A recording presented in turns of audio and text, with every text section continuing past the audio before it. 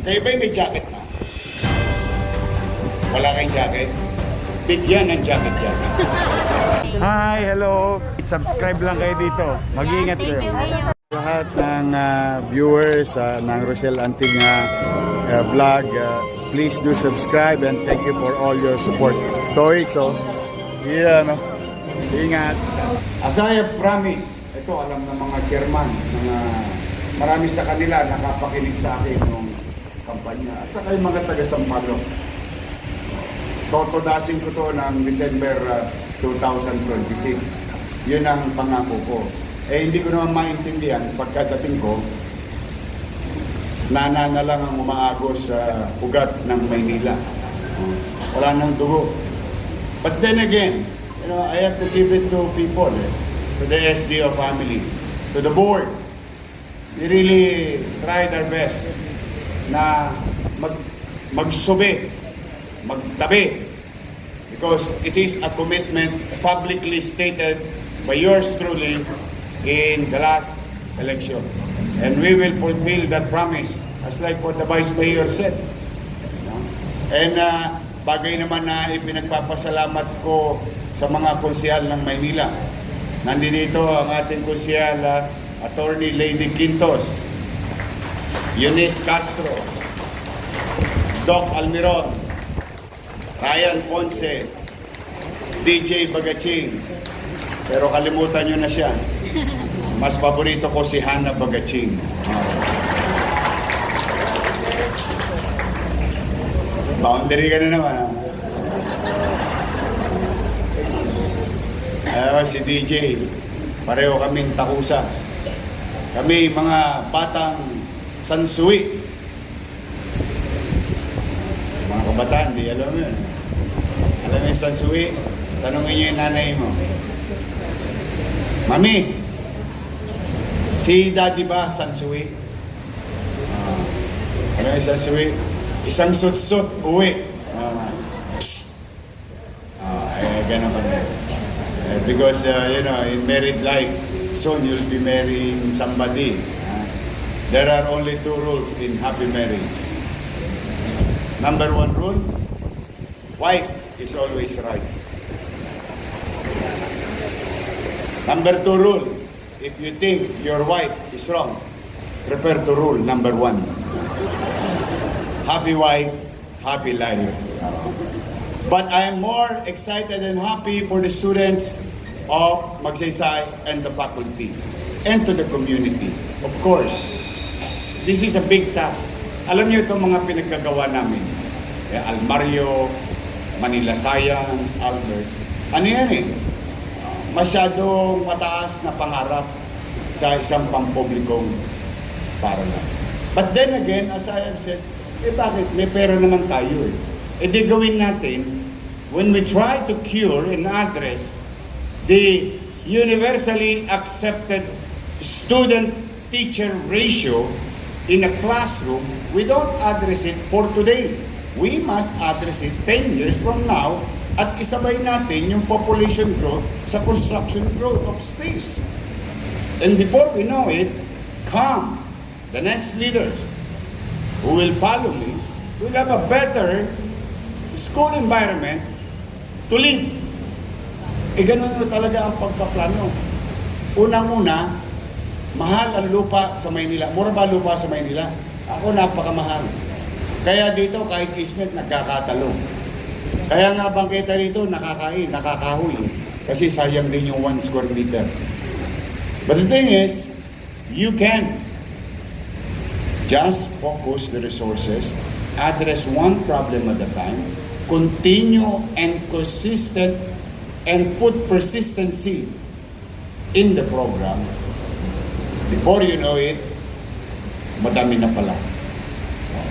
Kaya sa aming Congresswoman Paseda, maraming salamat sa pakikisa sa programa Pang-Edukasyon.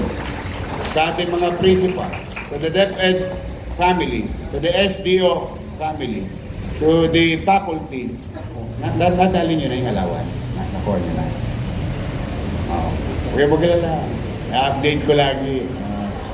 And soon, kami ni Ma'am Gayola, may pinag-uusapan na kanina, yung endgame ko.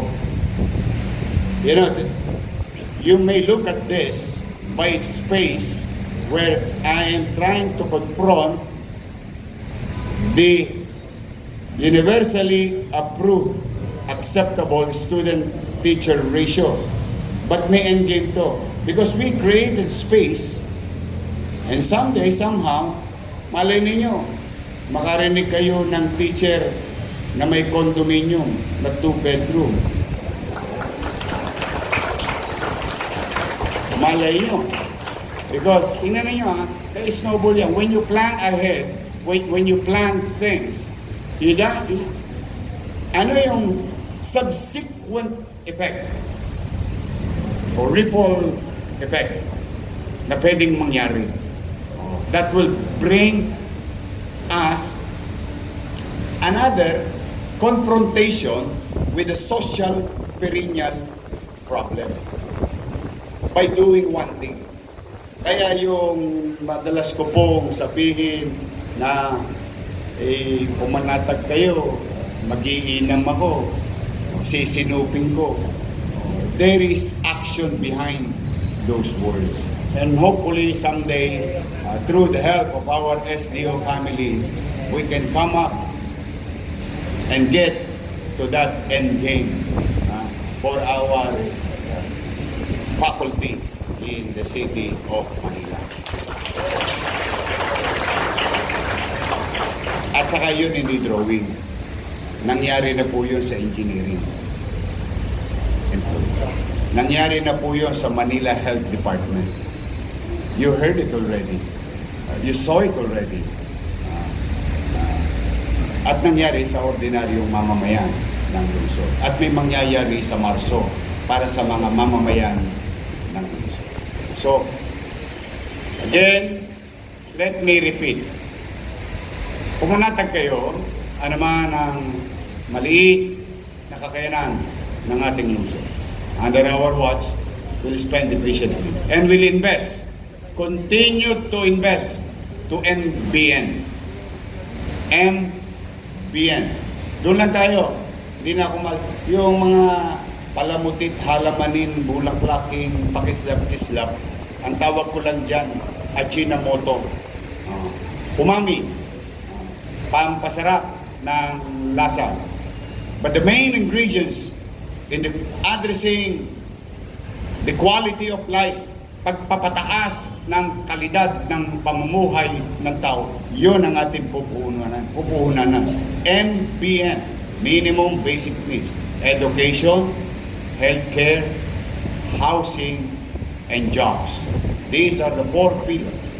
The way I look at it, and I may be wrong, but as far as my experience is concerned, as far as the data and science of governance, this is what you call the real, true poverty alleviation. Pagpapataas ng kalidad ng pamumuhay ng iyong nasasakupan. Maliwalas na pamayanan, may kapanatagan. At may programang pangkasalukuyan, may programang pangmatagalan. So, doon po tayo. Kaya, again, to the project manager, to the vice mayor, Engineer Andres, to our principal, to our superintendent, to our congressman, councilors here, we, your principals, and SDO family, in government, magbubuti kami. Kayo ba'y may jacket na? Wala kayong jacket? Bigyan ng jacket yan. Kasi, pag soak pa nyo next year. Thank you sa inyo, pati sa mga viewers nyo and followers nyo. Oh, marami na kayong aabangan. Yes, excited Handa na po ba kayo kami. mapuyat? Yes naman, your man. Ay makapagpasalamat sa inyong lahat. At sa ating mga vloggers, shout out sa lahat ng vloggers. You survive. Abonado pa kayo. Thank you very much sa inyo, ha? Hi, hello. Subscribe lang kayo dito. Mag-iingat kayo.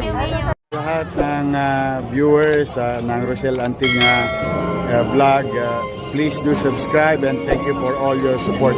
Toy, so, yeah, no? Ingat.